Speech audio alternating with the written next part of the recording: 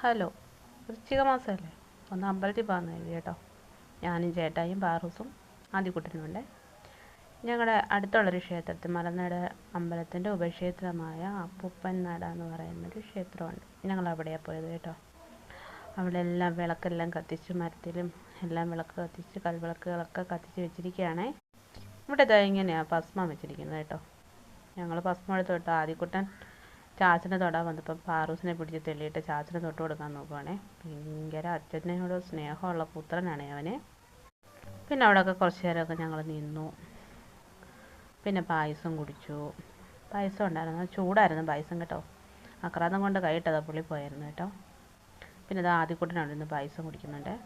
അപ്പുറത്ത് ചേട്ടായി അതിനപ്പുറത്ത് പാറൂസും ഇരിപ്പുണ്ട്. അവിടെയൊക്കെ ആൾക്കാർ നിന്ന് പായസം കുടിക്കുന്നുണ്ട്. അപ്പുറം എല്ലാ ആൾക്കാരും ഇരുന്ന് പായസം കുടിക്കുന്നുണ്ട് കേട്ടോ.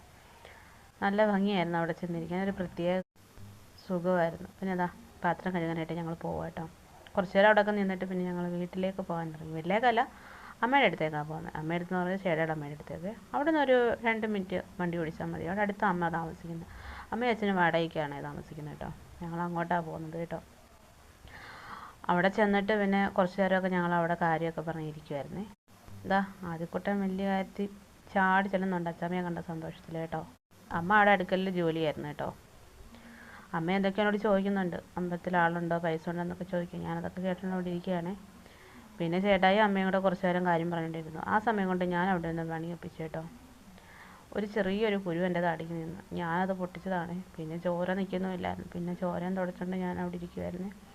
അങ്ങനെ അപ്പോൾ വീഡിയോ ഇത്രയേ ഉള്ളൂ. ഇഷ്ടപ്പെട്ട ഒന്ന് സബ്സ്ക്രൈബ് ചെയ്യാൻ മറക്കല്ലേ. ടാറ്റാ.